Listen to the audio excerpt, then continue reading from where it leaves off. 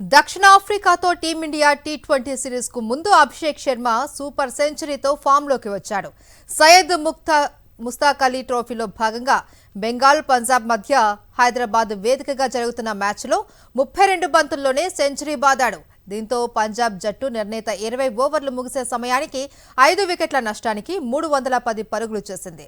సయ్యద్ ముస్తాక్ అలీ టోర్నీలోని ఇది రెండో అత్యధిక స్కోర్. ఇలాగే ఓవరాల్గా టీ20లో 4వ అత్యధిక స్కోర్. తొలుత టాస్ గెలిచిన పంజాబ్ జట్టు బ్యాటింగ్ ఎంచుకుంది. ఓపెనర్ అభిషేక్ శర్మ 52 బంతుల్లో 148 పరుగులతో విధ్వంసం సృష్టించాడు. అతడు రికార్డు స్థాయిలో 16 సిక్స్లు బాదాడు, 8 ఫోర్లు కొట్టాడు.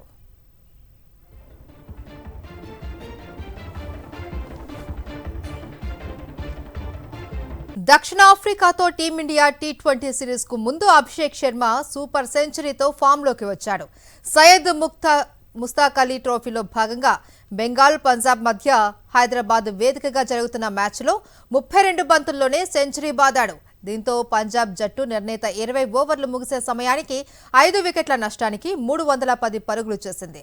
సయ్యద్ ముస్తాక్ అలీ టోర్నీలోని ఇది రెండో అత్యధిక స్కోర్. ఇలాగే ఓవరాల్గా టీ20లో 4వ అత్యధిక స్కోర్. తొలుత టాస్ గెలిచిన పంజాబ్ జట్టు బ్యాటింగ్ ఎంచుకుంది. ఓపెనర్ అభిషేక్ శర్మ 52 బంతుల్లో 148 పరుగులతో విధ్వంసం సృష్టించాడు. అతడు రికార్డు స్థాయిలో 16 సిక్స్లు బాదాడు, 8 ఫోర్లు కొట్టాడు.